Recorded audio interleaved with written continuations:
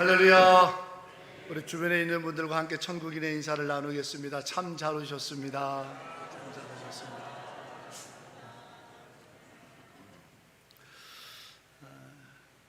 벌써 9월이 시작이 됐고 첫 번째 주입니다. 날이 많이 뜨거움이 덜해져서 여름은 가고 있구나 라는 걸 체감적으로 느낄 수 있는 이때입니다. 그렇다면 우리의 영도 열매 맺는 가을이 되어서 성숙되고 성장되어지는 기쁨을 누려야 할 줄로 믿습니다. 우리 스스로도 느낄 수 있게 내가 정말 믿음이 자라구나, 내가 정말 영적으로 한층 성숙해졌구나, 교만할 건 아니지만 그러나 주 앞에서 성장과 성숙을 맛본다는 것은 즐거운 일일 것입니다. 우리 자녀들이 언제 이렇게 훌쩍 컸나, 이 녀석이 몸만 큰 줄 알았더니 생각과 마음 씀씀이가 제법 어른스럽네. 그때 느껴지는 부모들의 마음의 기쁨과 감격은 이루 말할 수 없는 것처럼 우리 하나님께서도 자녀된 우리들이 그 믿음이 늘 고모양 고기에서 머물러 있지 않고 일어나고 뛰고 또 많이 내다보고 깊이 있게 생각해 볼 줄 알고 배려하고 나누는 축복의 통로가 되는 하나님 성품을 닮아가는 자로 거듭되어질 때 얼마나 하나님께서는 기뻐하시고 영광을 받으실까. 그것을 우리는 함축적으로 신앙의 열매, 영적 열매를 맺는 삶이라고 말할 겁니다. 바라고 원하고 축복하기는 우리 교함의 모든 성도들 한 분 한 분이 올 한 해 허탕치는 빈손, 쭉정이와 같은 아무것도 없는 자로 이 한 해를 살지 말고 남은 날들 가운데서도 성실하고 또 하나님의 은혜에 깊이 사로잡혀서 열매가 있는 성숙과 성장이라고 하는 영적 열매로 우리 아버지 하나님을 기쁘게 하여 드리는 놀라운 믿음의 정진함이 있기를 주의 이름으로 축복합니다.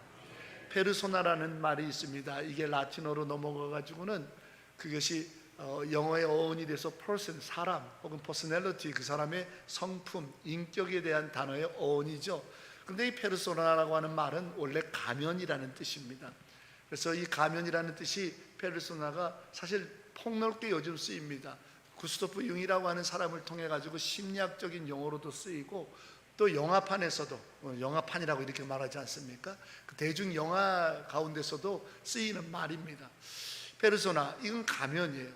마치 한 배우가 자기의 이름 석자라고 하는 배우가 있지만, 제가 배우라고 치면 진대영이라는 사람이지만 어떤 영화에서는 무슨 다른 이름으로, 다른 성격, 다른 캐릭터로 연기를 해야 되고, 또 어떤 드라마에 가서는 또 이런 사람, 이런 모양, 이런 캐릭터로 연기를 해야 될 때 그때 내 것을 그대로 가지고 연기하면 저 사람은 연기가 틀렸어, 실감이 안 나, 여기서 이 역할을 하든 저기서 저 역할을 하든 그게 그 사람이야. 이거는 연기를 잘 못하는 거예요. 그 사람이 정말 이 사람 맞나? 할 정도로 완전히 변신을 할 때 그 사람 연기 잘한다 하죠. 이렇듯 자기 본질은 있지만 그 본질과 상관없이 여기서 저기서 다른 자기의 모습을 나타내는 것을 페르소나라는 말을, 가면이라는 말로 우리는 설명합니다. 그런데 이게 연극 배우나 영화 배우들에게만 일어나는 일이 아니라 우리들의 삶의 본질이 드러나는 거예요. 우리도 세상 풍파에 휩쓸려서 이 모양 저 모양으로 살아내기 위해서 애쓰다 보니까 어떤 데 여기서는 사실 내가 이렇게까지 표현하기에는 참 아프지만 사회문화적인 현상에 봤을 때 가불관계에서 여기서는 내가 을이야, 그래 먹고 살자니 절절절절 매야 되고 비유 맞춰줘야 되고, 또 어딘가에 가서는 내가 이 사람을 어떻게든지 가불관계에서 갑노릇해서 이 사람에게 내가 빼먹을 건 빼먹어야 내가 살아남아 해서 또 갑질을 하는 갑의 역할을 하기도 하고, 또 가정에 들어와서는 세상 인자한 노릇을 해야 되고, 교회 와서는 또한 신앙인의 모습으로 살아야 되고, 우리도 너무 많은 페르소나 가면이 있는 거예요.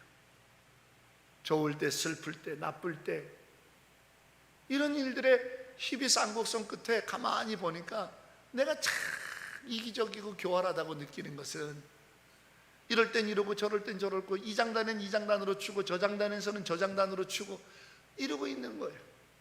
그러다 보니까 어느 세월인가 진짜 나는 누구지? 나는 어떤 사람인가? 내가 지금 어디에 있지? 내가 지금 못하고 있는 건가? 나는 불현듯 이런 무서운 생각들이 들지요. 마가복음 5장에 보면 예수님께서 거라사인의 땅에 가신 장면이 기록되어 있어요. 거라사인의 땅에 갔더니 거기는 황망한 광야인데 거기에서 광인이라고 불려요. 미친놈이죠. 미친 사람이 있는 그 사람을 만나시는 거예요. 그런데 이 거라사 광인이라고 표현되어져 있는 이 사람은 거라사 땅 중에서도 사람들이 모여있는 성읍에 있지 않고 죽은 자들이 묻혀있는 공동묘지에서 산다고 성경은 써져 있어요. 또 하나는 민망하게도 아무것도 걸치지 않고 홀라당 복구는 알몸으로 지내고 있다라고 성경은 묘사합니다. 그리고 하나 더 쓴 게 괴성을 지르며 그가 통제되거나 절제되거나 그가 어떻게 일상적이지 않기 때문에 묶여있는 자다 이렇게 쓰고 있어요. 자, 그러면 예수님께서 이렇게 참 안타까운 사람을 만나러 일부러 거라사인 땅에 가는 것까지는 이해가 돼요. 그러면 일반 상식으로 보면 그 광인, 미쳐 날뛰어서 알몸으로 있고 눈뜨고 볼지 못할 괴성을 지르고 듣지 못할 소리를 지르며 묶여있는 그 자를 만나면 제일 먼저 해야 될 게 뭐냐면 잠잠해, 조용히 해 하면서 내 말을 좀 들어 이렇게 좀 제압을 해야 되지 않겠어요?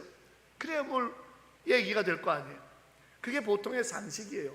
같이 간 제자들이 있으니까 또 베드로, 요한, 야고보, 안드레는 이 뱃사람들 아닙니까? 완력이 있고 근육이 있다 이 말이에요. 그러면 그들로 하여금 야, 저 광인을 좀 잡아봐라 이렇게 하든지 뭘 해야 될 텐데 성경은요 그런 게 아무것도 없고 이 거라사인의 광야에서 광인을 만나자마자 예수님이 하신 얘기는 딱 하나예요. 티 소이 오너마 에스틴, 내 이름이 뭐냐 이렇게 묻고 계세요.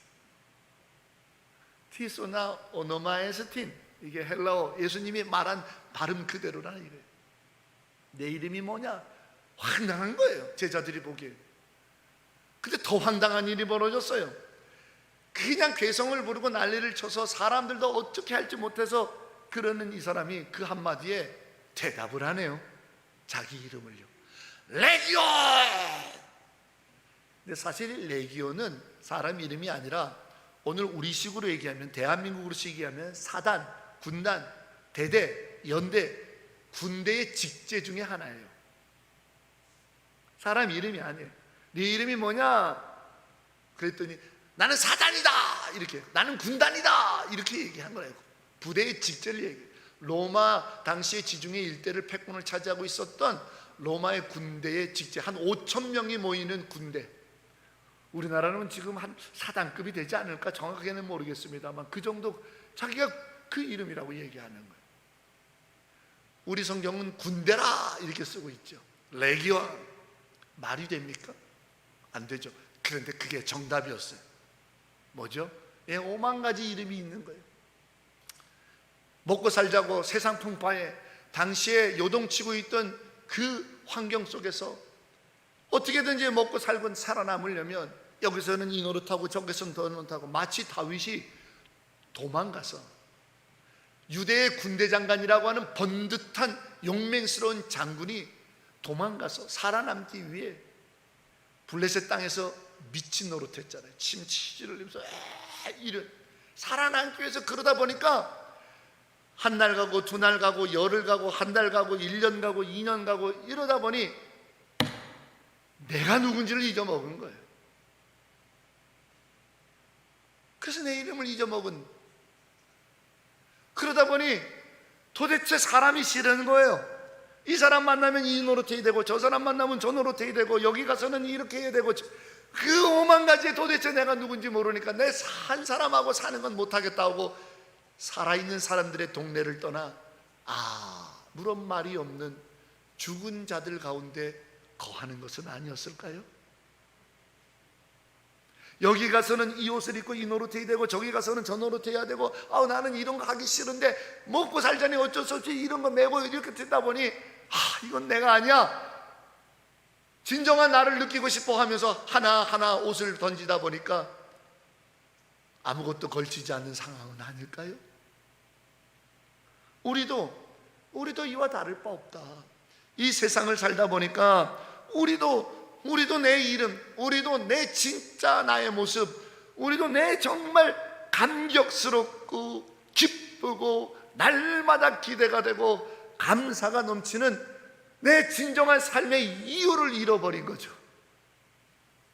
오늘 보면 야곱을 봅니다. 야곱은 태어나면서부터 첫째도 둘째도 셋째도 자기 인생의 무조건은 장자였던 거죠. 차남으로 태어나서 쌍둥이로 태어날 때 형의 발 뒤꿈치를 붙잡고 어머니 뱃속에서 나와서 이게 한이어가지고 자기의 삶의 정체성, 자기 삶의 이유, 자기 삶의 목적, 자기 삶의 기쁨, 자기 삶의 이유, 자기가 모든 것은 장자라고 하는 세상에 인정받는 것을 얻어야 됐다고 그 노릇하면서 아버지도 속여먹어, 형도 속여먹어, 어머니를 대동해가지고 분란을 일으켜, 그래서 장자라고 하는 것을 얻기 위해서 애쓰던 야곱 때문에 그 집안은 풍비박산이 났어요. 그 부모가 달랑이 쌍둥이 애 둘을 낳는데 형제는 한 놈은 도망가고 어디 갔는지 죽었는지 살았는지 소식도 없고, 눈앞에 있는 자식은 이놈의 자식 오기만 해봐라, 이 칼로 죽여버리라 하면서 맨날 이를 바득바득 깔면서 칼을 갈고 있는 모습을 보는 이 부모의 심정은 어떻겠어요? 더군다나 이 사람아, 왜 에서가 장자를 받게 내버려 두지 왜 부추겨가지고 부부 사이도 안 좋아졌어요. 풍비박산이 난 거예요, 그놈의 장자 때문에. 그래서 결국 야곱은 아버지 이삭과 어머니 리브가가 소천하신 후에도 장례도 오보지 못하고 살았는지 죽었는지 모르다가 20년 세월이 지나서 이제 고향 땅으로 좀 오고 있는데 여전히 해결되지 않은 형 에서의 칼날, 그거 앞에서 두려워 떨고 있는 이 상황이 오늘 본문이라 이 말이에요. 그러다 보니 주님이 이 야곱에게 물으세요. 네 이름이 뭐냐? 대답할 이름이 없는 거예요. 내 이름이 뭐였더라? 나 왜 살지? 지난 세월 그 장자 어쩌고 저쩌고 하다가 집안은 풍비박산 나고 어머니 아버지는 언제 돌아갔는지도 모르고 하나밖에 없는 피부치 형의 칼날 앞에서 이렇게 두려워 떨고 죽을 날만 기다리고 있는 내 신세, 내가 장자라는 이름이 내가 인생에 맞나? 내 살아왔던 삶이 이게 맞는 삶이었나? 난 도대체 누구지? 왜 살고 있지? 내 삶은 감격스러운가? 내 삶은 기쁨과 감사가 항상 넘치나? 오늘 주님께서 물으시는 네 이름이 뭐냐라고 하는 이 한마디에 야곱이 무너지는 거죠. 두렵고 떨리는 마음으로 답합니다. 비겁한 자, 욕심 많은 사, 인생을 바보처럼 사는 자, 야곱이나이다. 어쩌면 이 거라사 광인의 모습과 야곱의 이 모습 속에서 우리 자신을 발견하려는지 모르겠습니다. 난 누구지? 나는 누구지? 나는 무엇 때문에 살고 있지? 내 삶의 기쁨은 뭔가? 나는 어디로 가야 되는 삶을 살아야 되는 사람인가? 라고 하는 것 말입니다. 그런데 오늘 주님께서 야곱에게 물으셨던 내 이름이 뭐냐? 바보스럽게 인생을 사는 야곱입니다라고 하는 대답에 주님께서 야곱에게 아니라고 하셨던 말에 깜짝 놀라는 거예요. 그러면서 너는 겨루어 이긴 자 이스라엘이라, 새 이름을 불러주시는 이 말씀을 가지고 저도 오늘 예배를 드리는 우리 조함의 모든 가족들에게 우리 인생에 언젠가 분명히 내가 누구지? 내 이름이 뭐지? 라고 하는 질문이 분명히 있을 거예요. 이렇게 사는 거 맞나? 나 제대로 사나? 이게 도대체 뭐지? 라고 하는 내 이름이 뭐냐라고 하는 주님이 내 안에서 혹은 누군가의 입을 통해서 어떤 상황을 통해서 내게 주어졌을 때 주님이 내 이름이 뭐냐고 물으셨던 이유가 오늘 전하는 말씀 때문이라는 사실을 기억하면서 우리 조함의 가족들이 위로를 갖고 힘을 내고 용기를 내며 믿음을 가져 우리의 주어진 삶을 감격과 감사로 힘을 내 다시 한번 내디딜 수 있는 은총의 역사가 있기를 주의 이름으로 축복합니다. 왜 물으셨냐? 내 이름이 뭐냐라고 하는 질문에 도대체 뭐냐? 그것은 바로 너는 야곱이 아니야. 너는 이긴 자라는 거예요. 이긴 자. 여러분, 이긴 자는 뭐예요? 명예로운 자예요. 이긴 자 말이에요. 스포츠 경기에서 이긴 자가 누리는 그 면류관을 보세요. 하나님께서는 너는 이긴 자라는 거예요. 그 이긴 자를 다른 말로 쓸 때 우리는 이렇게 표현합니다. 아니야, 너는 지금도 존귀한 자야. 예수님께서 하셨던 비유를 조금 한번 생각해 봅시다. 잃어버린 동전 하나에 대한 비유를 예수님이 하신 말씀이 있어요. 여러분, 어느 사회를 막론하고 동전은요, 그 금액의 한계가 있어요. 우리나라도 동전은 500원짜리가 끝이에요.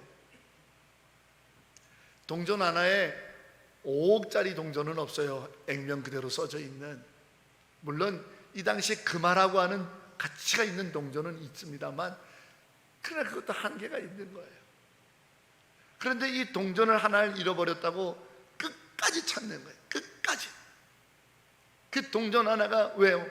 내게는 중요하고 존귀하니까요. 지난주 중에 우리 평신도 영성수련회로 강원도 평창군에 있는 봉평에 우리 20분이 다녀왔어요. 그래서 욕심을 좀 냈어요. 왜냐하면 그 장소에서 차로 20분만 가면 저희 고향이고 그곳에 부모님 합장한 묘역이 있어서 그때만 해도 매장이 주된 방법이었기 때문에 매장을 해드렸거든요. 너무 찾아뵌 지가 오래돼가지고 아내랑 시간을 내서 묘를 좀 갔다 오자, 그리고 우리 평신도 수련회에 계신 성도들을 좀 방문하자 하고 산소를 좀 갔어요. 근데 산소에는 비밀이 하나 있어요. 우리 가족만 아는 비밀. 근데 오늘 얘기하면 우리 가족만 아는 비밀이 아니래요. 그 산소에 가면 그 왜 공설묘지다 보니까 우리는 원하지 않지만 기본 세팅을 해놓은 게 있어요. 왜 옛날 사람들 거기 제상에 올려놓도록 대리석으로 이렇게 묘 앞에 만들어 놓잖아요. 우리는 그걸 사용 안 하죠. 그래서 우리는 이걸 어떻게 활용하면 좋을까 하다가 21년 전에 어머님을 처음 매장해 드릴 때부터 거기에 밑에다가 우리 가족끼리만 아는 공간에 요만한 철제 박스를 하나 넣어뒀어요. 갈 때마다 우리 애들이 보물이라고 얘기하는 구슬부터 머리핀부터 할아버지가 주신 거, 할머니가 주신 거, 또 할머니 할아버지 천국에 잘 계시죠? 애들이 어려서부터 쓴 편지며 그걸 거기다 다 넣어놨어요. 벌써 21년 세월이 지난 거예요. 그래서 다음번에 이제 애들이 장성했으니까 가니까 한 6, 7년 되는 것 같아요. 6, 7년 만에 그걸 한번 다시 열어서 또 보려고요. 우리끼리의 보물이에요. 가치는 아무것도 없어요. 그 구슬 몇 개, 그게 무슨 가치가 있어요? 애들 눈은 유리구슬요. 그러나 어머니 아버지를 거기에 장사 치를 때는 우리 아이들, 어린아이 애들한테 그게 각이 보물이었거든요. 그걸 넣어놨어요. 플라스틱 반지 뭐 이런 것들 잔뜩 넣어놨어요. 우리에게는 의미가 있어요. 우리에게는 소중해요. 우리에게는 너무나도 좋은 보물이기 때문에 마음을 두었고 그것을 여전히 보관하고 있는 거예요. 주님께로부터 그 동전 하나는요, 남들은요 없어도 그만 있어도 그만 찾다가 아유 찾지 마라, 골치만 아프다, 눈만 아프다, 그거 마음만 쓰인다, 없어도 산다 하고 버리는 동전이지만 예수님께는 다른 동전이요. 왜? 의미가 있어요. 존귀한 거예요. 보배이기 때문이에요. 그게 너다라고 하는 거예요. 우리는 인생에서 실패할 수도 있어요. 마치 돌아온 탕자처럼 악취가 나고요, 부모에게 불효를 막심한 일을 저지르고는 도망갔다가 허랑방탕하게 재산 탕진하고 돌아온 거지도 상거지도 없는 그런 꼴로 돌아올 수 있는 인생의 실패의 순간도 있어요. 그러나 주님은 그 비유를 통해 말씀하세요. 남들의 눈에는 네가 어떻게 보일지 몰라도 여전히 너는 내게 존귀한 자라. 이사야 43장 1절부터 7절에 이르기를 야곱아 내가 너를 창조했노라, 이스라엘아 내가 너를 조성했노라, 내가 너를 지명하여 불렀나니 너는 내 것이라. 네가 물속에서도 물살이 침범치 못하고 내가 불에 있어도 불꽃이 너를 사르지 못하느니 구스나 애굽이 너를 대신하냐 천마냐. 내가 너를 보배롭고 존귀하게 여기노니. 할렐루야. 너를 통해 내가 찬송과 영광을 받으리라. 하나님께서 우리를 통해 찬송과 영광을 받을 만큼 나는 존귀한 자라는 거예요. 하나님은 한 번도 그 마음을, 하나님은 한 번도 그 시선을, 한 번도 그 손길을 우리에게서 걷어간 적이 없어요.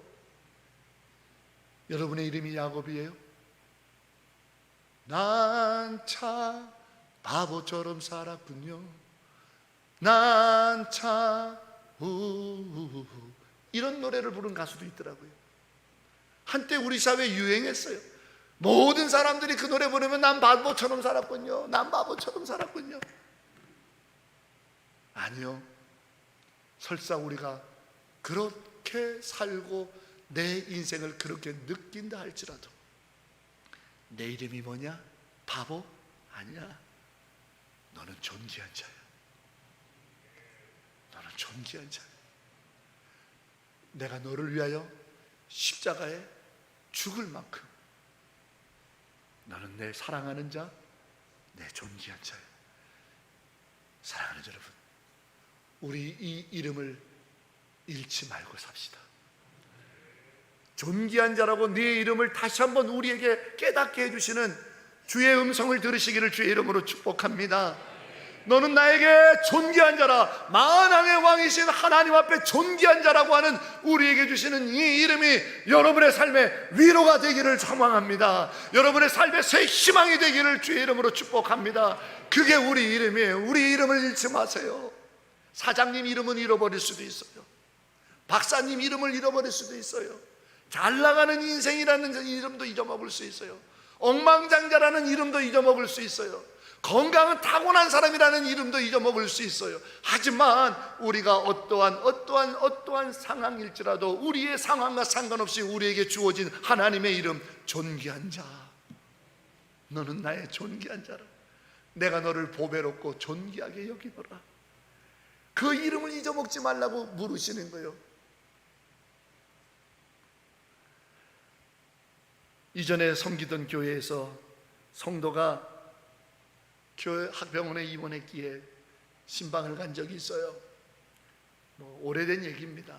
코로나가 훨씬 전이니까 6인 병인실인데 갔더니 제가 목회하던 교회 교인이 누워 계세요. 신방을 하고 예배를 드리고 눈물로 기도하고 힘내시라고. 그러고는 병실을 나서는데 그 6인실 저쪽 안쪽에 병자를 돌보던 간호하시던 분이 처음에는 친척인 줄 알았어요. 저로 달려오더니 문가에서 저를 잡아요. 목사님, 제가 맡고 있는 환자도 좀 기도해 주시면 안 되냐. 그때 가족이 아니라는 걸 알았어요. 어떻게 되시냐니까 간병하는 사람이래. 누구신데 했더니 저 자리에 지금 14년째 누워 있어요. 사연을 들어보니 41살 때 늦둥이 낳겠다고 딸 낳다가 제왕절개 수술을 했는데도 원인을 알 수 없는 현상과 의료적 일로 인해서 14년째 이 목 밑으로 다 마비가 되어서 누워 계신 아주머니시더라고요. 41살에 그렇게 잘못돼 갖고 14년이니까 지금 뭐예요? 50 중반이 훨씬 넘은 거죠. 이러저런 이야기를 나누고 제가 뭐라고 기도해 드리면 좋을까요? 그랬더니 소원이 하나 있대. 뭐냐요? 그랬더니 우리 딸이 이제 중학교 1학년이 됐잖아요. 여기 오면은 엄마 손길이 그리워가지고 나는 힘이 없어서 의식이 없으니까 감각이 툭 처진 손을 이렇게 들어다가 지 얼굴에도 탁 대고는 엄마 손이 따뜻하다, 엄마가 이렇게 안아주고 쓰다듬어주니까 너무 좋다, 이러다가 간다는 거예요. 그래서 나는 다른 욕심 없어요. 내 손으로 내 딸 한번 안아보는 게 내 소원이라고 이렇게 얘기하시는 거예요. 그때 제가 말씀드렸어요. 아주머니, 아니요, 저는 그렇게 생각 안 해요.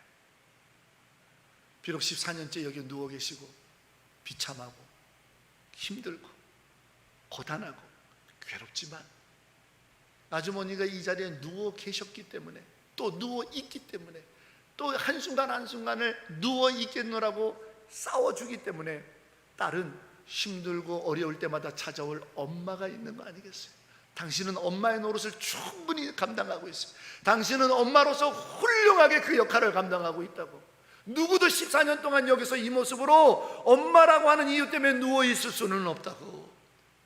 당신은 너무나도 위대한 엄마라고, 훌륭한 엄마라고, 충분히 그 역할을 감당하고 있으니 두려워하지 말고 염려하지 말고, 딸을 한 번 못 안아주더라도, 딸이 당신의 손을 들고 이렇게 하더라도 당신은 그 자리에 있어줘야 된다고, 앞으로도 30년도 더 있어줘야 된다고, 감당하시라고 그렇게 울면서 같이 기도했더니 울면서 고맙다고, 이기겠다고 하였던 신방을 한 적이 있어요.